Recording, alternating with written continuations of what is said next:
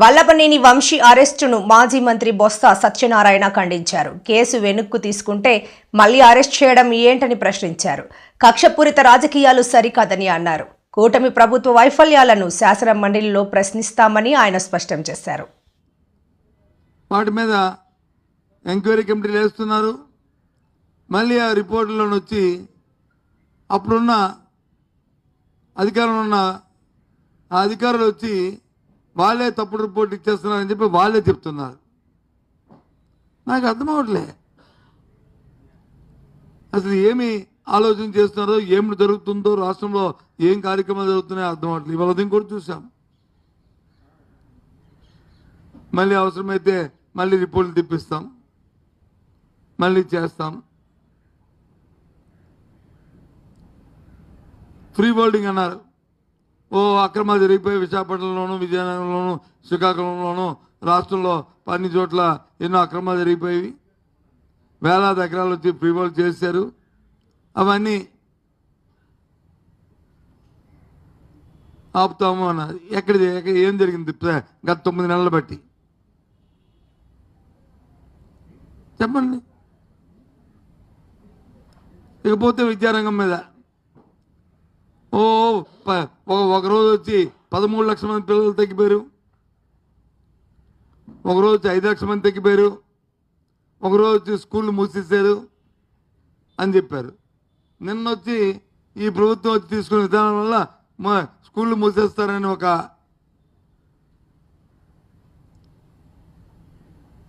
తల్లిదండ్రుల నుంచి అలాగే అధ్యాపకుల నుంచి రాగానే ఒక స్కూల్ కూడా ముయ్యమని తిరిగి వాళ్ళే స్టేట్మెంట్ ఇస్తున్నారు. గత ప్రభుత్వంలో ఈ రాష్ట్రంలో ఏ ఒక్క స్కూల్ అయినా మూసారు ఈ ఊర్లో అని చెప్పి ప్రకటించమండి, ఊరి పేర్లు ఇమ్మనండి. లే అది చెప్పే ధైర్యం చేయరు. ఎందుకంటే లేదు కాబట్టి.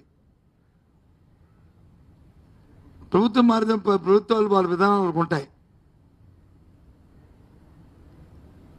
ఇవాళ నీతి ఆయోగ్ చెప్పింది, ఏదైతే ఇంగ్లీష్ మీడియంలో ఆ విద్యార్థులకి దాని మీద పట్టుతో ఉండబట్టే కాంపిటేటివ్ ఎగ్జామ్స్లో ఎక్కువగా ఎవరైతే పట్టుంటుందో ఇంగ్లీష్ విద్య మీద, ఇంగ్లీషు భాష మీద వాళ్ళకే సెలెక్ట్ అవుతుందని నీతి ఆయోగ్ చెప్పింది. ఆ దురదృష్టితోనే దాన్ని ప్రోత్సహించాం. సరే, ఈ ప్రభుత్వం తాలూకు నిర్ణయాలు రాబోయే కాలంలో ఆ తల్లిదండ్రులు వాళ్ళే తెలుసుకుంటారు ఈ పరిస్థితిని. నేను ఇప్పుడు మీ ద్వారా నేను ప్రశ్నిస్తుంది ప్రభుత్వాన్ని ఏంటంటే, ఏదైనా మీరు ఒక నిర్ణయం తీసుకున్నప్పుడు ఆ నిర్ణయం అమలు జరుగుతుందా లేదా, ఆ నిర్ణయానికి ఏమైనా ఒక టైం బౌండ్ ఉందా లేదా, ఒక కార్యక్రమం ఉందా లేదా. మాకు ఎందుకంటే ప్రజల తరపున మేము మాట్లాడుతుంది, మీ పరిపాలనలో మీ విధానాలు ఎలాగుంటే మాకు సంబంధం లే. కానీ దానివల్ల ప్రజలకి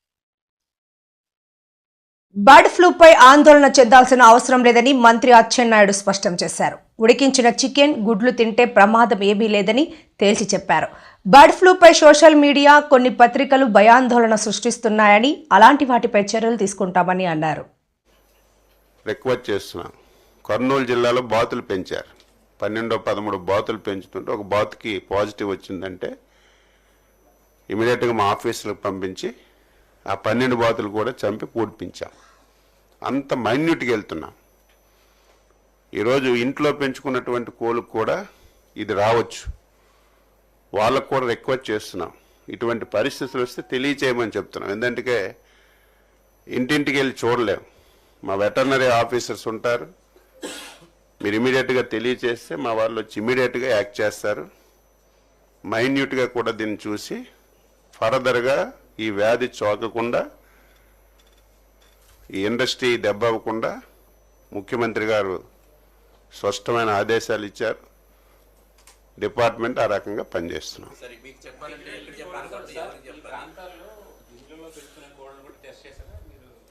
అంటే ఎక్కడ రాలేదు, అది చనిపోయినట్టుగా ఎక్కడ రాలేదు. ఫామ్స్లో వచ్చింది. ఆ ఏరియా అంటే ఫామ్స్కి హౌసెస్కి సంబంధం లేదు, కొద్ది దూర ప్రాంతంలో ఉన్నాయి ఫామ్స్ అన్నీ కూడా. ఇప్పుడు మీరు చెప్పింది కూడా చూస్తాం, ఒకవేళ ఫామ్లో చనిపోయి ఆ చుట్టూ ఏమైనా హౌసెస్ ఉంటే అక్కడ కూడా కోళ్ళు ఉంటే అది కూడా ఒకసారి వెరిఫై చేయిస్తాం. అసలు ఇది కూడా ఏదో బర్డ్ నుంచి వస్తుందని చెప్పి కొన్ని దగ్గరలో వచ్చింది. మెడికల్ అండ్ హెల్త్ వాళ్ళు ఇమీడియట్గా ఎక్కడా దాఖలాలు లేవు. అది కూడా వచ్చింది. ఇప్పుడు ఏదో సైబేరియన్ ఇతర దేశాల నుంచి పక్షులు వస్తాయి, అవి ఎక్కడో చిన్న డ్రాప్ పెడితే దానివల్ల వస్తుందంటే ఇమీడియట్గా మెడికల్ అండ్ హెల్త్ డిపార్ట్మెంట్ కూడా అలర్ట్ చేశాం. వాళ్ళు కూడా చేశారు. ఆ దాఖలాలు కూడా ఎక్కడ లేవని వాళ్ళు కూడా స్పష్టంగా చెప్పారు.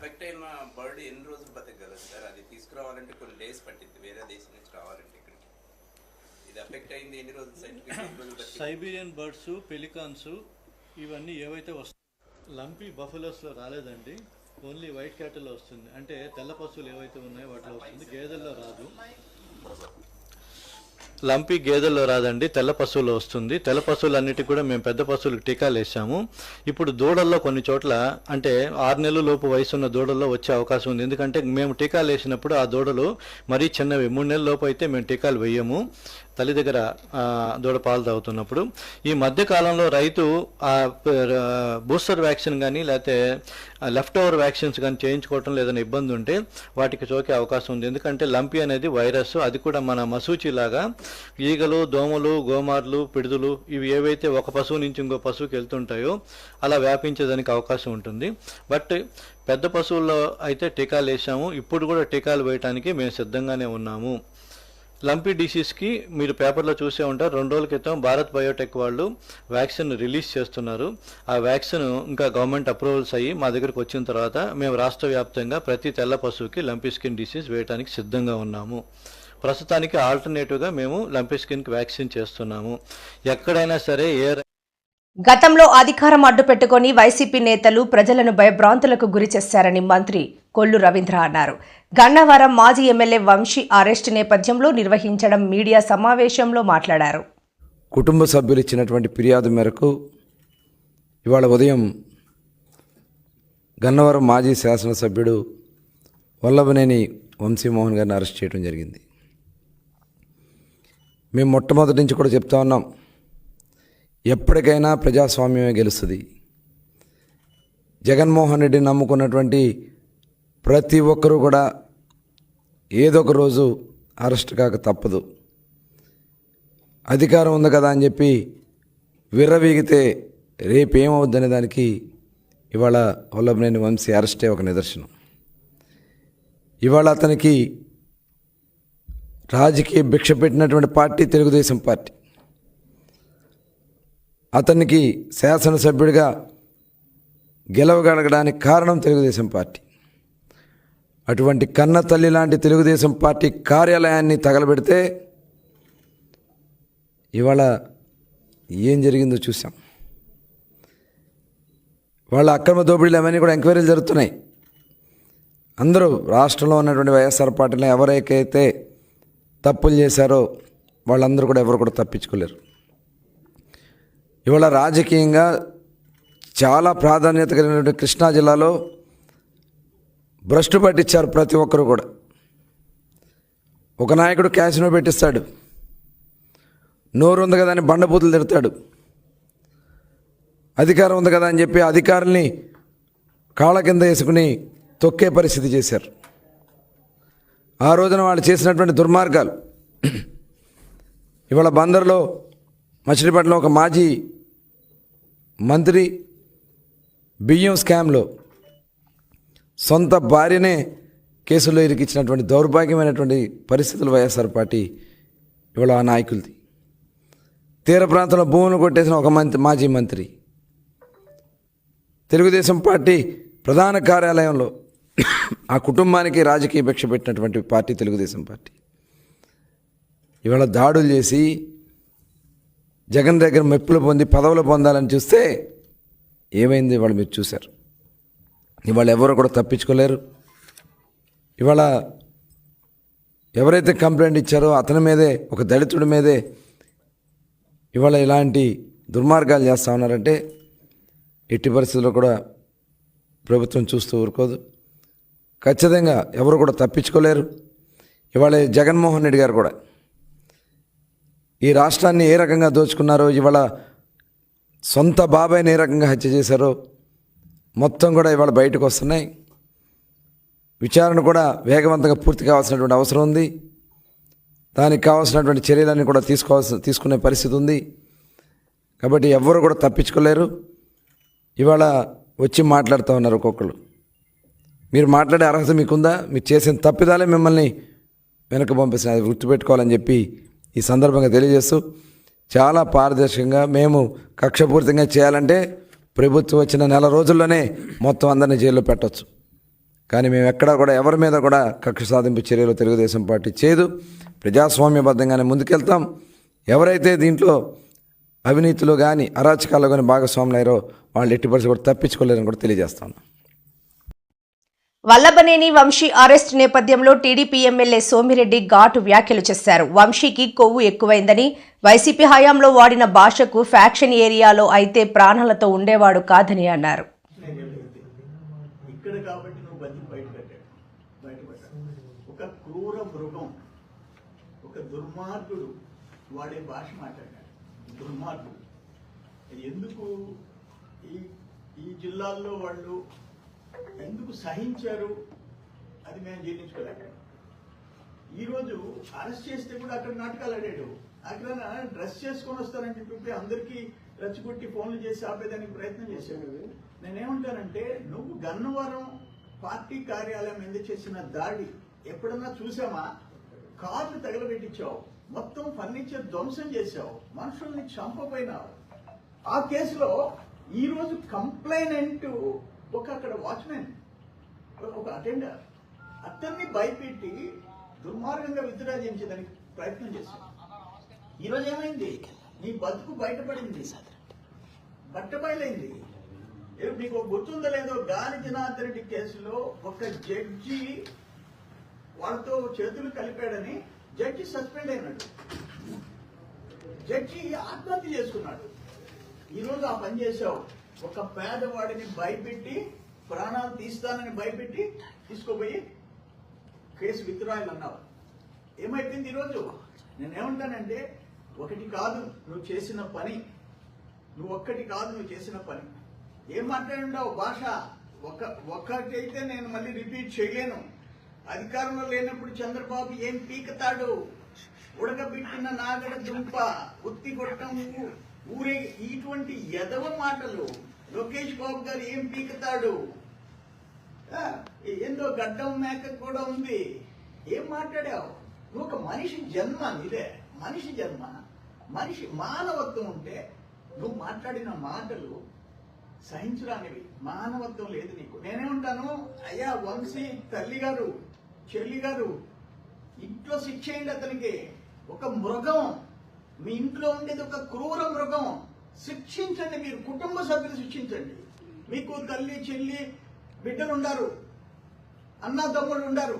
ఇటువంటి మృగాన్ని మీరు ఇంట్లో పెట్టుకొని ఉండారు. స్పేర్ చేసే మనిషి, చేయాల్సిన మనిషి కాదు. ఇది అన్యాయం. అక్కడ నేనేం చేశాడు తెలుసా? నేను ఒక పెద్ద పుడింగి కదా, ఎవడికి లేదు మీసం, ఎవడు భయపడతాడు అని మాట్లాడాడు కదా. లోకేష్కి ఎవరు భయపడతారు, బాబు గారికి ఎవరు భయపడతారని ఇంకా చాలా చెత్త లాంగ్వేజ్ వాడాడు. అరే, ఫస్ట్ రౌండ్ లో పారిపోయిన వాడివి. ఫస్ట్ రౌండ్ లో ట్రయల్ బిహైండ్ పారిపోయి అమెరికా పోయి అక్కడ వీసా తీసుకొని ఇండియాలో వదిలేయాలని చెప్పన్న పిరికి పందవి నువ్వు. ఇండియాలోనే వదిలేసే ప్రయత్నం చేసిన పిరికి పందవు నువ్వు. మళ్ళీ వచ్చావు. ఏంటంటే ఏదో తెలుగుదేశం ప్రభుత్వం మా మాదిరిగా క్రూరంగా లేదు, అందుకని తిరిగి వస్తాం, ఇక్కడ ఉంటాం, వీసా కోసం ట్రై చేసావు. నువ్వు పారిపోయినావు.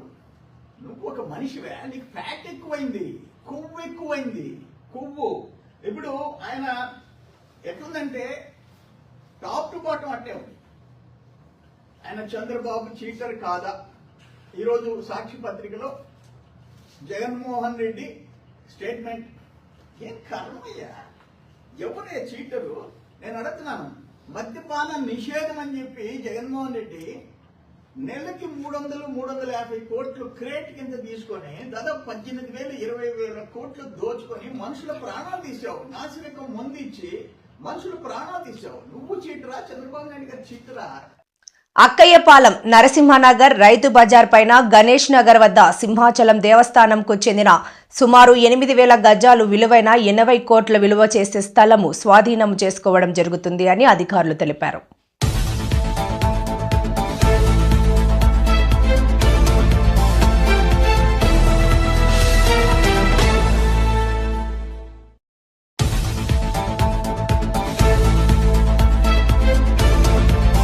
నమః. ఈరోజు శ్రీ స్వామివారి దేవస్థానానికి చెందిన సర్వే నెంబర్ 270లో ఉన్న 16 ఎకరాల 2 సెంట్లలో ఉన్న ఖాళీ స్థలాలు ఈరోజు పొజిషన్ తీసుకోవడానికి రావడం జరిగిందండి.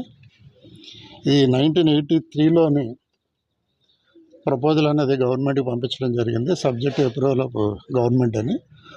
ఈ ప్రపోజల్ ఆ సొసైటీకి ఇచ్చిన దాని ప్రపోజల్ రిజెక్ట్ చేయడం జరిగింది. కాబట్టి ఈరోజు మనం ఖాళీగా ఉన్న స్థలాలు ఏదైతే 42 ప్లాట్లు ఐడెంటిఫై చేయడం జరిగింది, అది 7,320 గజాలు ఈరోజు పొజిషన్ తీసుకోవడం జరుగుతుంది. సుమారు ఎంత ఉంటుంది సార్? గజం ₹1,00,000 అని అనుకుంటున్నాం. అలా చూసుకున్నట్టయితే 70 కోట్ల పైన ఉంటుంది ఈరోజు మనం పొజిషన్ తీసుకోబోయే 42 ప్లాట్లు. సార్ ఎవరైనా ఫిర్యాదుల మీదకి వచ్చారా లేకపోతే ఏంటి? ఇది కోర్టు కేసు నడిచిందండి. కోర్టు డిస్మిస్ చేసింది వాడికి, కాబట్టి మనం పొజిషన్ తీసుకుంటున్నాం. సార్ ఇంకా చాలా ప్రాంతాలు, కొండవాళ్ళ ప్రాంతాల్లో ఆక్రమణలు గురవుతున్నాయి, చాలా డంపింగ్ యార్డ్లుగా మారిపోతున్నాయి దేవస్థానం స్థలం. దాని మీద ఎలాంటి యాక్షన్ తీసుకోవాలి? అంటే నేను వచ్చి 5 months అవుతుందండి. అండ్ 5 monthsలో ఇది 4వ ఎన్క్రోచ్మెంట్ మనం తీసుకోవడం. గంగసాన అగ్రహారంలో 99 ఎకరాలు తీసుకున్నాం.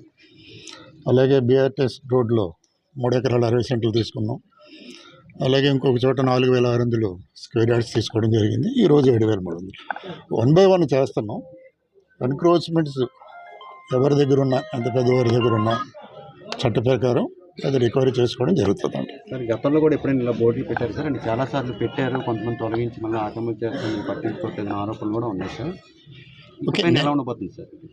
నేను చెప్పాను కదండి, నేను వచ్చిన తర్వాత ఇది 4వ చేయడం. ఏదైనా అలాంటివి జరిగినట్టయితే Jagadamba junction Christian regimental burial ground పవిత్రతను కాపాడాలి. క్రిస్టియన్ మైనారిటీ కౌన్సిల్ ప్రభుత్వానికి డిమాండ్. విశాఖ నగరంలో జగదాంబ జంక్షన్లో ఉన్న క్రిస్టియన్ ప్రాచీన రెజిమెంటల్ బరియల్ గ్రౌండ్ ఎదుట రాజకీయ పార్టీల సమావేశాలు, వ్యాపార వాణిజ్య ప్రకటనల బోర్డులు ఏర్పాటు చేసి క్రిస్టియన్ పవిత్ర స్థలాల హక్కులకు భంగం కలిగిస్తున్న వారిపై ప్రభుత్వం తగిన చర్యలు తీసుకోవాలని క్రిస్టియన్ మైనారిటీ కౌన్సిల్ అధ్యక్షులు డాక్టర్ వి శ్రీధర్ డిమాండ్ చేశారు. గురువారం జగదాంబ జంక్షన్లో ఉన్నటువంటి రెజిమెంటల్ బరియల్ గ్రౌండ్ మోర్స్ జానువా విట్ ప్రాంగణం ఎదుట విలేకరుల సమావేశం నిర్వహించి ఆయన వివరాలు వెల్లడించారు. జగదాంబ జంక్షన్లో ఉన్నటువంటి రెజిమెంటల్ బరియల్ గ్రౌండ్ మోర్స్ జానువా విటే క్రిస్టియన్ శ్మశాన వాటిక ఫ్రెంచ్ పాలకుల కాలంలో నిర్మించడం జరిగిందని తెలిపారు. మోర్స్ జానువా విటే అనేది లాటిన్ పదబంధాన్ని death the gateway to life లేదా death the door to life అని అనువదిస్తుందన్నారు. ఇది తరచుగా అంత్యక్రియల స్మారక చిహ్నంగా ఉపయోగించబడుతుందన్నారు. దీనికి సంబంధించిన కోట్లాది రూపాయలు విలువైన స్థలంలో అసాంఘిక కార్యక్రమాలు జరుగుతున్నాయని, వీటిని నిరోధించడానికి స్థానిక ప్రభుత్వం చర్యలు తీసుకోవాలని కోరారు. ఈ శ్మశాన వాటికను గతంలో కబ్జాదారులు కబ్జా చేయడానికి ప్రయత్నించారని తెలిపారు. నగరంలోని క్రిస్టియన్ ప్రజల అవసరార్థం ఈ బరియల్ గ్రౌండ్ను వాడుకలోకి తీసుకురావాలని కోరారు.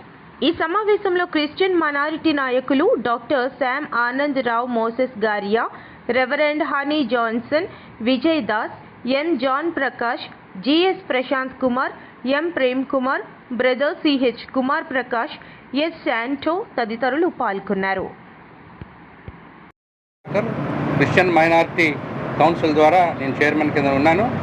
నేను ఇక్కడ ముఖ్యంగా మేము ఇక్కడికి ఎందుకు వచ్చామంటే కనుక ఈ రెజిమెంటల్ బరియల్ గ్రౌండ్ క్లీన్ చేయడానికి, శుభ్రపరచడానికి, చాలా నీట్గా ఉంచడానికి రాబోయే ఈస్టర్లో అది మాకు ముఖ్యమైన ఇది కాబట్టి ఫెస్టివల్ లాగా ఉంటుంది కాబట్టి అది క్లీన్ చేసి శుభ్రపరచాలని చెప్పి ఉద్దేశంతో మేము ఇక్కడ నీట్గా ఉంచాలని చెప్పి మేము ఇక్కడికి వచ్చాం. దానికోసం మేము చేస్తున్నాం, కార్యక్రమాన్ని ఏర్పాటు చేసాం. తదుపరి మా జాయింట్ సెక్రటరీ గారు అయిన జేమ్స్ కుంపట్ల గారు మాట్లాడతారు. మేము క్రైస్తవ స్వచ్ఛంద సంస్థ క్రైస్తవ సామాజిక కార్యక్రమాలు చేపడుతున్నాం. చాలా విషయాలు క్రైస్తవ సమాజాలు ఎదుర్కొంటున్న సమస్యల పట్ల మేము కొంత పోరాడుతున్నాం. అలాగే ప్రభుత్వం ద్వారా న్యాయ సహకారం తీసుకుంటున్నాం. ముఖ్యంగా ఈ రెజిమెంటల్ లైన్స్ సెమిటరీ అనేది చాలా ప్రాచీనమైనది. ఇది చాలా